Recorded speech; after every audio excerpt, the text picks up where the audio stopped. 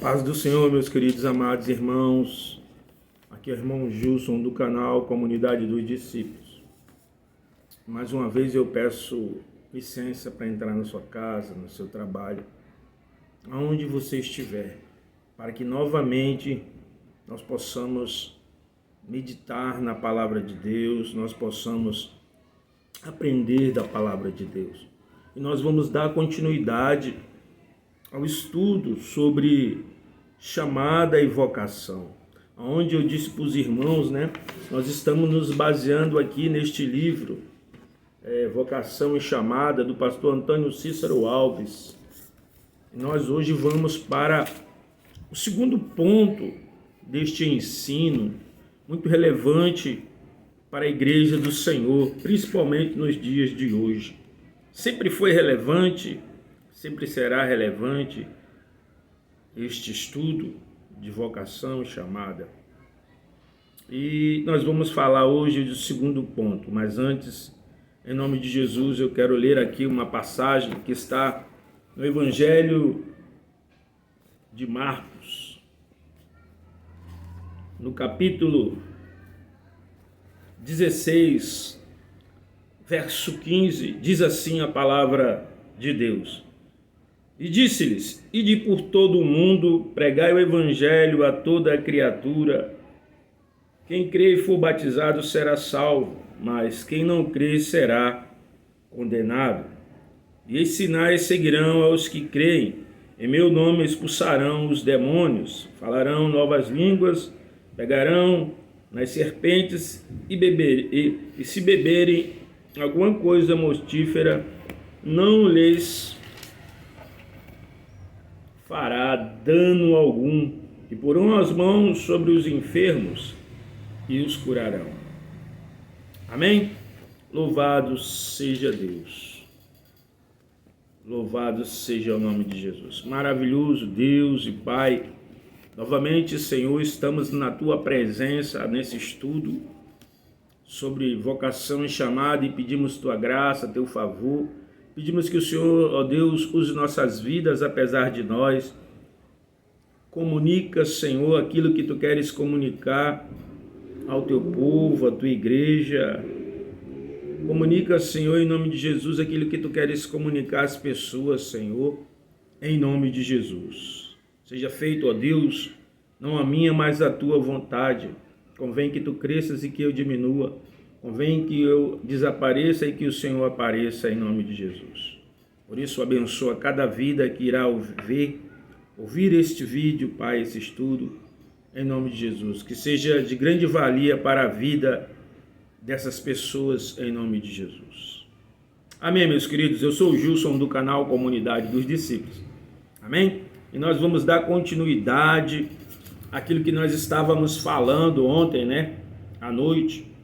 E nós hoje, nesta manhã, já queremos trazer o segundo ponto, onde nós falamos sobre a chamada de Deus no Velho Testamento. E nós vamos falar sobre a chamada de Deus hoje no Novo Testamento. Aleluia. Como eu disse, eu estou me baseando no livro, do pastor Antônio Cícero. Louvado seja Deus. Louvado seja o nome de Jesus. E de antemão, meus queridos, eu já quero dizer que Deus, Ele não vai mudar, O plano de Deus, ele não muda no Novo Testamento. Continua o mesmo. O critério de escolha de Deus, ele também não vai mudar no Novo Testamento. Então, Deus ele vai usar o mesmo critério para escolher os seus servos, aqueles que Ele deseja colocar como líder para conduzir o seu povo, para ensinar, para guiar o povo dele nesta peregrinação. Aleluia. E eu vou ler aqui o que está no livro, Este ponto é chamado de vocação e chamada no Novo Testamento. É o segundo tópico. desse estudo. Diz assim: notamos que, em essência, o plano divino continua inalterado, apesar das adaptações necessárias decorrentes do estabelecimento do novo decreto. O critério de Deus, não obstante, continua o mesmo, tanto em termos da vocação comum, da qual participam todos os remidos, como em termos da vocação ministerial. A vocação comum, irmão, é que Deus chamou, né? Deus tem chamado a humanidade, a graça comum. Mas Deus tem chamado, tem escolhido aqueles a quem Ele deseja para o ministério, para trabalhar, para estar à frente, direcionando, guiando o seu povo. Aleluia. Quando nós falamos de vocação comum, da qual todos os salvos participam, o apóstolo Paulo ele vai falar sobre isso. Nos diz em termos enfáticos: ora, vede, irmãos, a vossa vocação, que não são muitos os sábios, segundo a carne, nem muitos os poderosos, nem muitos os nobres que são chamados. Pelo contrário, Deus escolheu as coisas loucas do mundo para confundir as sábios. E Deus escolheu as coisas fracas do mundo para confundir as fortes. E Deus escolheu as coisas inóbeis do mundo e as desprezadas e as que não são para confundir as que são, para que nenhum mortal se glorie na presença de Deus. Isso está em 1 Coríntios, capítulo 1, verso 26 ao 29. Por que Deus escolhe pessoas assim, irmãos? Paulo já nos diz: para que o homem não se glorie. Porque se Deus escolhe pessoas, irmãos, letradas, eruditas, segundo a carne, essas pessoas vão achar que são elas que realizam essas coisas. E com isso, o nome do Senhor não é glorificado. Mas quando Deus escolhe pessoas que para o mundo não são nada, são loucas, são analfabetas, são pessoas que não têm conhecimentos eruditos, então o nome que é glorificado e sempre será é o nome de Deus. Aleluia. E Paulo ele sabia disso. O apóstolo Paulo ele sabia, né? E ele é uma exceção, irmão. Ele é uma exceção, porque Paulo era um homem instruído aos pés de Gamaliel. Paulo conhecia toda a lei mosaica, todos os trâmites ali da lei mosaica. Paulo ele conhecia, ele sabia. Ele era um praticante, ele era fariseu. Aleluia. Na verdade, Jesus já dissera isto de modo bastante claro. Diz no evangelista Mateus, em Mateus 11, do 25 ao 26, irmãos. Veja o que o evangelista Mateus vai dizer, né? Jesus disse, e Mateus ele relata isso no evangelho, e diz: naquele tempo falou Jesus dizendo: graças te dou, ó Pai, Senhor do céu e da terra, porque ocultaste essas coisas aos sábios, aos entendidos, e as revelaste aos pequeninos. Sim, ó Pai, porque assim foi do teu agrado. Ou seja, Deus revelou aos pequeninos e continua revelando, irmão.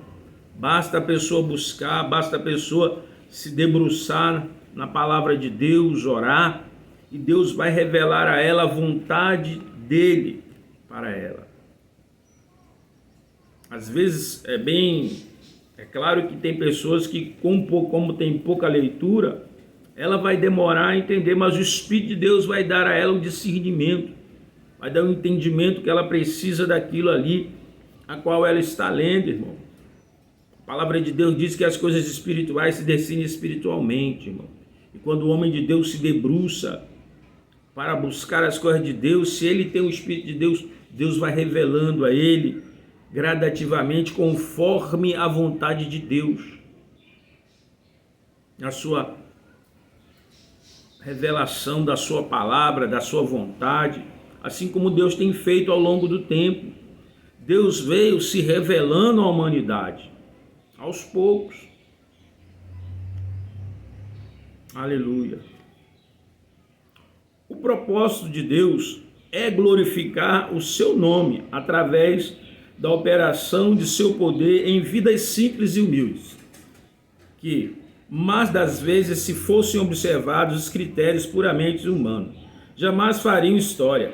Amados, é necessário que prestemos bastante atenção ao fato de que Deus nunca mudará esse critério, seu todo exclusivo, enquanto houver homem debaixo do sol. Todos nós que conheçamos a história de Israel e a história da igreja sabemos disso. Deus, irmãos, Deus, ele quer ser glorificado, exaltado. Ele não precisa de pessoas eruditas para que seu nome seja exaltado. Ele usa do menor, irmão, para confundir os grandes. E ele é glorificado através daquelas vidas pequenas. Aleluia. Agora nós vamos falar aqui sobre João Batista, Jesus e os apóstolos. Quando do novo concerto estava para ser estabelecido com toda a sua predita superioridade em relação ao antigo concerto, segundo o vaticínio dos profetas, os religiosos judeus pensavam que Deus mudaria, obviamente, as suas preferências. Em tempos idos era até compreensível a atitude de Deus, por exemplo, ao vocacionar e chamar homens como o profeta Amós, que em seu nome dizia: eu não era profeta, nem filho de profeta, mas boiadeiro, cultivador de sicômoros. Mas o Senhor me tirou de após o gado, e o Senhor me disse: vai, profetiza ao povo de Israel. Isso está em Amós 7, 14 e 15. Os judeus nos dias de Jesus pensavam que os tempos e os critérios divinos de escolher haviam mudado. Nessa época eles já haviam desenvolvido a religiosidade a um nível bem considerável, sofisticação de nosso mundo, que as sinagogas estavam repletas de doutos, de doutores, de escribas e de intérpretes da lei, verdadeiros eruditos da Torá, nos profetas e nos escritos. Também a ideia, as mais elevadas, sublimes, que teceram em torno do Messias prometido, a ponto de perderem completamente de vista o que de fato fazia os profetas, quando chegaram o tempo de Deus cumprir as suas promessas, não se vendo obrigado a adaptá-las aos paradigmas postulados pelos homens. Todos nós sabemos como a maior parte dos judeus ficou frustrada com as declarações do último dos profetas do Antigo Testamento, João Batista, e com as reivindicações messiânicas de Jesus de Nazaré. O problema todo se resume no fato de Deus ter agido soberanamente sem dar satisfação aos religiosos judeus que, muito embora estando com tudo quanto Deus dissera em suas mãos, foram vítimas de um desenvolvimento que os afastara diametralmente do simples plano de Deus, e era inconcebível para os religiosos contemporâneos de João Batista e de Jesus que esses inagualáveis de seus sistemas religiosos, segundo eles supunham e puseram estar cumprindo os sublimes vaticínios dos grandes profetas do passado.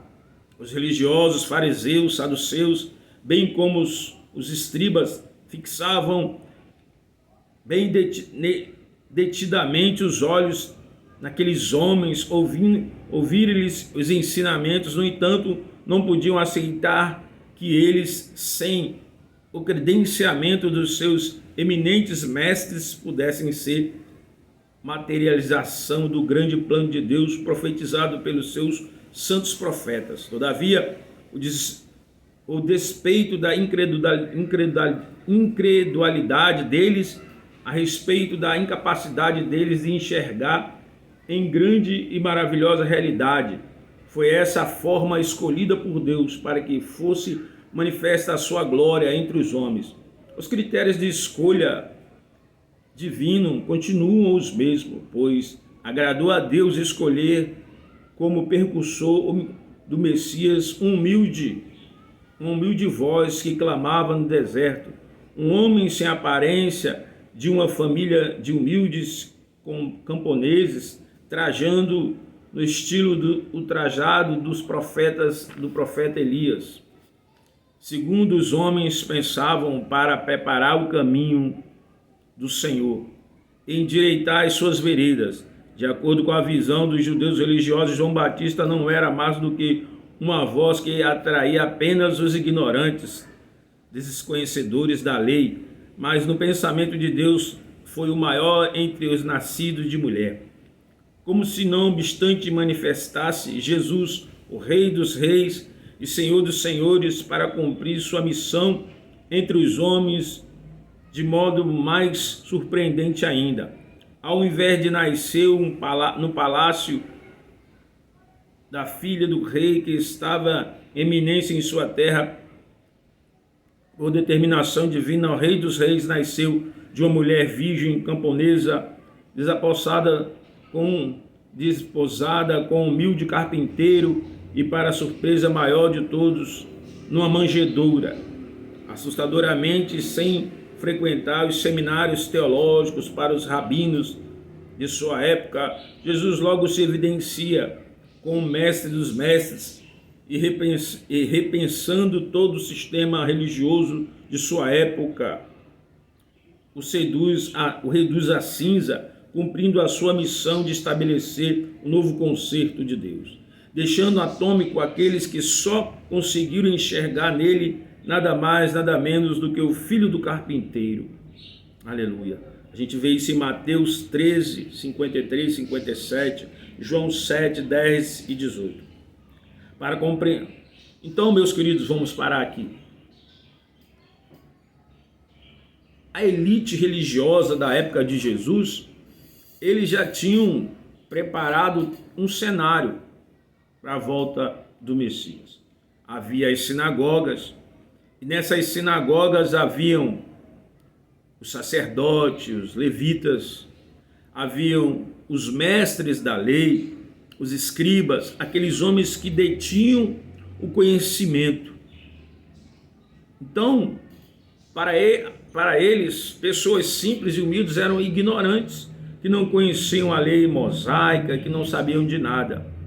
E Deus então levanta um homem, um simples homem que se alimentava de gafanhoto e mel silvestre, um homem que era filho de um simples sacerdote ali, da lei de um levita. João Batista, que pregava no deserto, e para esses sacerdotes, ele pregava para pessoas que desconheciam da lei. Para eles eram pessoas ignorantes, porque esses religiosos da época, esses eruditos, esses escribas, eles esperavam o Messias, alguém que fosse pomposo aos olhos deles, mas João Batista pregava Jesus. E quando Jesus ele se apresenta, ele se faz se conhecer, eles logo diz: quem é esse aí? Filho de um carpinteiro. Então eles esnobavam, eles ridicularizavam a Jesus, eles tinham inveja de Jesus. E hoje, nos dias de hoje, irmãos, não muda isso. As pessoas, elas se acham que detêm o conhecimento. Muitos pastores acham que eles detêm o conhecimento teológico, o conhecimento de Deus. E muitas das vezes, irmãos, Deus não está em letras de homens. mas Deus está dentro de um coração segundo o coração dele. Deus se revela para pessoas simples, as pessoas que se humilham, que se colocam com sinceridade diante dele. A gente vê aí os maiores escândalos, irmãos, que acontecem dentro da cúpula evangélica, onde se tem doutores, teólogos, pessoas eruditas que se dizem doutor em divindade, que tem PhD, tem tanta graduação teológica, secular, mas que na verdade muitas das vezes só fazem escandalizar o evangelho. Pessoas que tiveram oportunidade de frequentarem as melhores escolas, e elas são as más que escandalizam o evangelho, porque buscam seus próprios interesses, levantam homens que visam também os interesses deles, né? Ali, interesse não da obra de Deus, mas interesses deles particulares. E aí vai se criando um ciclo vicioso, uma panelinha, e o povo humilde é apenas meio de massa de manobra, como você viu e nós vimos aí.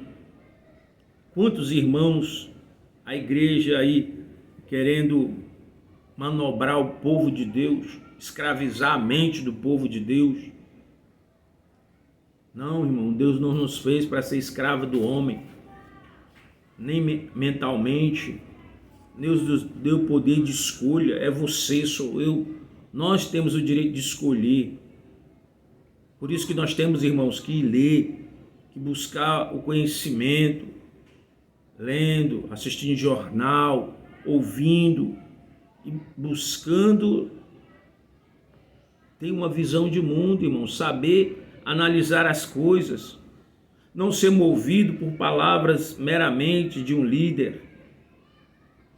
Nós temos que prestar atenção em tudo, para não sermos iludidos, enganados, por pastores que só visam seus próprios benefícios. É por isso que a igreja hoje está afundada num lamaçal de pecado. É por isso que a igreja hoje está afundada num lamaçal de corrupção, de sujeira. É por isso que a igreja hoje está aí mal vista, porque perdeu os verdadeiros princípios da palavra de Deus. São raríssimas as exceções. Então nós temos que prestar atenção nisso, quando Deus levanta um homem ou uma mulher para que o nome dele seja glorificado, não ser escandalizado. Quantos pastores escandalizaram e têm escandalizado o nome de Deus? Pastores que matam, adulteram, roubam, pastores que fizeram ovelhas se afastar do rebanho do Senhor, pessoas que ficaram desiludidas devido a tantos escândalos que a igreja se envolveu, que o pastor se envolveu. Se você for para a internet, irmão, nas redes sociais, você vai ver pastor que metido com homicídio, com adultério, com roubo, com falcatrua, com tudo que não presta. Não estou dizendo que nós temos que ser perfeitos, nós somos falhos, mas essas coisas, irmãos, não era nem para acontecer dentro de uma igreja que professa o nome de Jesus, que diz que ama. Só em nós dizermos que amamos, irmão, é um peso muito grande. Ora, como eu posso dizer que ama meu próximo, que ama a Deus, que não vejo e ama o meu próximo, se eu pratico mal contra o meu próximo que vejo? Pessoas que têm aí no dedo o anel, né? Filosofia, ciências das religiões, mas que praticam a maldade, que se envolveram com a maldade, que destruíram rebanhos, que destruíram famílias. Só Jesus, irmãos. Infelizmente, a igreja do Senhor está metida com toda essa sujeirada, com toda essa coisa imunda. Aleluia.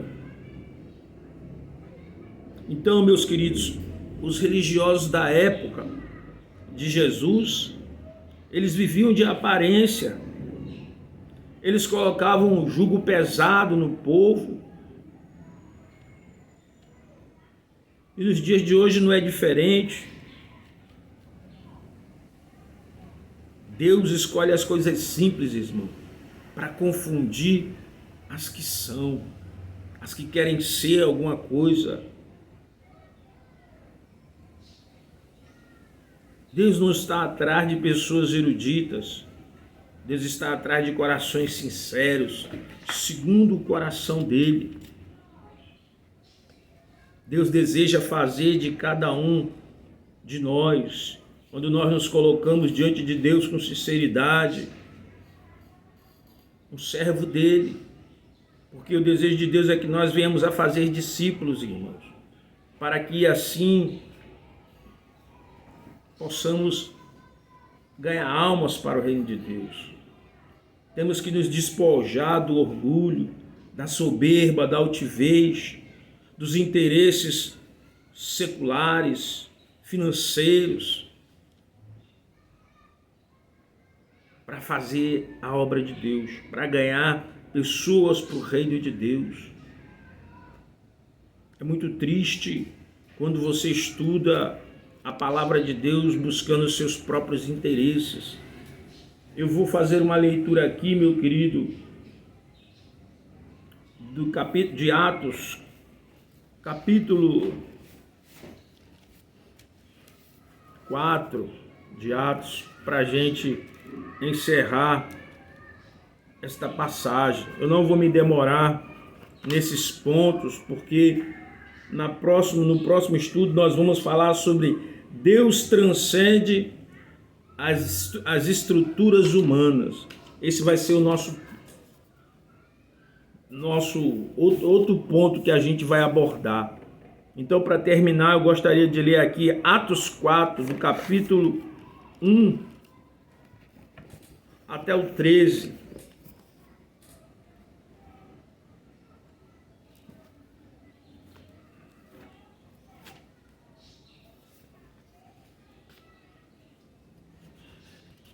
Livro de Atos dos Apóstolos. Diz assim: Pedro e João diante do Sinédrio. Estando eles falando ao povo, sobrevieram os sacerdotes, o capitão do templo e os saduceus, doendo-se muito de que ensinassem o povo e anunciassem em Jesus a ressurreição dentre os mortos. E lançaram-se mão deles e o encerraram na prisão até o dia seguinte, pois já era tarde. Muitos, porém, dos que ouviram a palavra creram, e chegou o número desses homens a quase 5.000. E aconteceu no dia seguinte, reuniram-se em Jerusalém os seus principais, os anciões e os escribas, e Anás, o sumo sacerdote, Caifás, João e Alexandre e todos os quantos haviam na linhagem do sumo sacerdote. E pondo-se no meio, perguntaram: com que poder ou em nome de quem fizeste isto?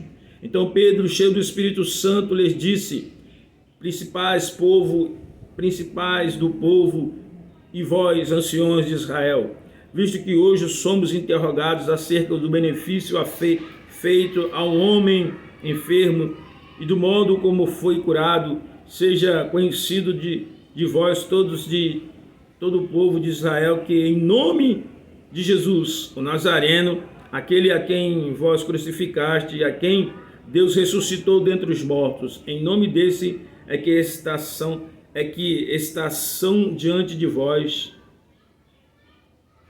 e ele é a pedra que foi rejeitada por vós, os edificadores, a qual foi posta por cabeça de esquina, e em nenhum outro há salvação, porque também debaixo do céu nenhum outro nome há dado entre os homens pelo qual devamos ser salvos. Então eles, vendo a ousadia de Pedro e João, informando-se de que eram homens sem letra e indutos, maravilhavam-se e reconheceram que eles haviam estado com Jesus. Louvado seja Deus. Então Pedro e João, irmão, eram homens iletrados, mas que estavam sendo usados poderosamente por Deus para fazer a vontade de Deus, para levar o evangelho. E quando nós andamos com Jesus, irmãos, ele nos capacita da sabedoria divina, porque é ele quem nos escolhe, é ele quem nos vocaciona. Não são os nossos conhecimentos seculares, teológicos. É lógico, tudo isso aí vai nos ajudar na nossa caminhada, mas não é isso que nos faz um vocacionado, um chamado. É a nossa caminhada com Jesus. E Pedro e João caminharam com Jesus, aprenderam do Mestre. E nós temos que estar todos os dias caminhando com Ele, para aprender dele, a fazer a vontade dele, para que a cada dia essa vontade, essa vocação, esse chamado, seja cada dia mais confirmado através da nossa vida, da nossa obediência a Ele. Amém? Louvado seja Deus. Até o próximo estudo, se Deus assim o permitir. Glória a Deus.